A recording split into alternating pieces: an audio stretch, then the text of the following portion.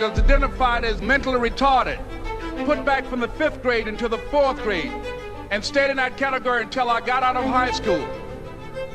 I don't have any college training, but I met a high school teacher who one day changed my life. I was waiting on another student, and when he came in, he said to me, "Young man, go to the board and write what I'm about to tell you."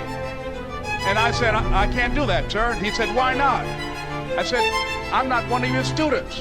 He said, "It doesn't matter. Follow my directions now." I said, "I can't do that, sir." He said, "Why not?" I said, "Because I'm educable mentally retarded."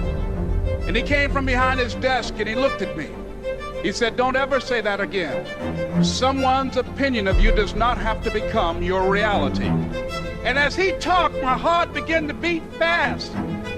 Tears began to run by my eyes, and I was in the back just listening to him, because the speech he was giving, that speech was for me. And he said, "Les Brown," he said, "if you want to do anything worthwhile in life, you've got to be hungry." I told Mr. Washington I wanted to become a disc jockey. And so I started working to develop myself. He said, "I want you to practice every day being a disc jockey." I said, "But I don't have any job now." He said, "It doesn't matter." He said that it's better to be prepared for an opportunity and not have one than to have an opportunity and not be prepared. And as I was working to develop myself, I applied for a job as a disc jockey, WMBM on Miami Beach. I went to a guy named Milton Butterball.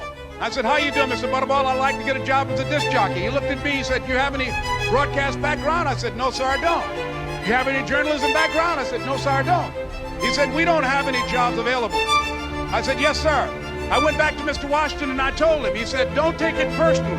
He said, "Most people are so negative, they will have to say no 7 times before they say yes." He said, "Go back again." So I went back again.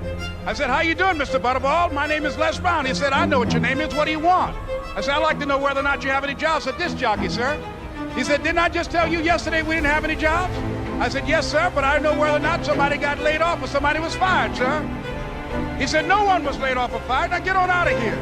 I came back the next day like I was seeing him for the first time. I said, "Hello, Mr. Butterball, how are you?"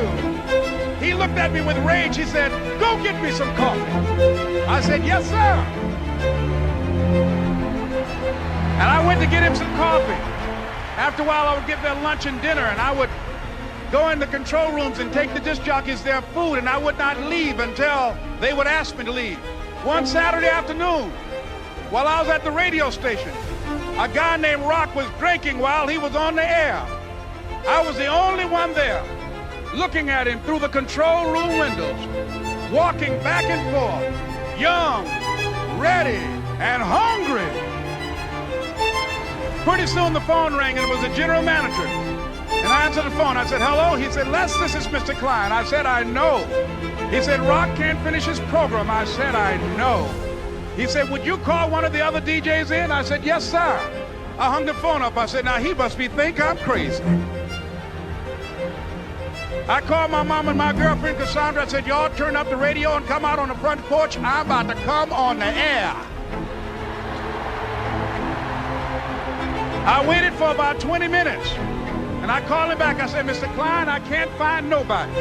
He said, "Young boy, do you know how to work the controls?" I said, "Yes, sir." He said, "Go in there and don't say nothing here." I said, "Yes, sir."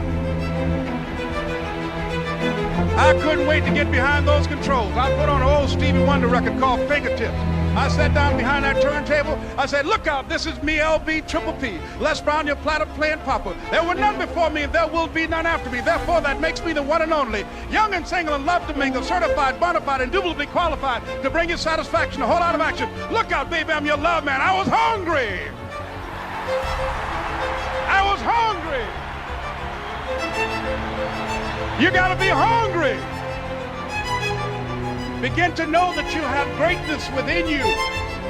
And if just one of you here begin to envision yourselves as being blessed and highly favored to reach your goals, if just one of you capture the essence of what that means, that you have greatness within you and a responsibility to manifest that greatness, that you can make your parents proud, you can make your school proud, you can touch millions of people's lives, and the world will never be the same again because you came this way. It was hard, ladies and gentlemen, coming to speak to people. And I was facing financial difficulties in my own life. I was behind on my bills and my dreams, and I'm saying to them, you can live your dream. It was hard, ladies and gentlemen. It was very difficult to pick myself up each day believing that I could do it. There were times that I doubted myself. I used to ask myself, can I do this? And something said within me, you're the one. Don't give up on your dream. By continuing to push forward, by continuing to run toward my dream, that one day I would have my own talk show. It's a long shot, ladies and gentlemen, from Liberty City, an abandoned building on a floor, never knowing my mother or father. It's a long shot. Being here with you today in this dome in Atlanta, it's a long shot. No college training, labeled educable, mentally retarded, but I kept running toward my dream. Don't stop.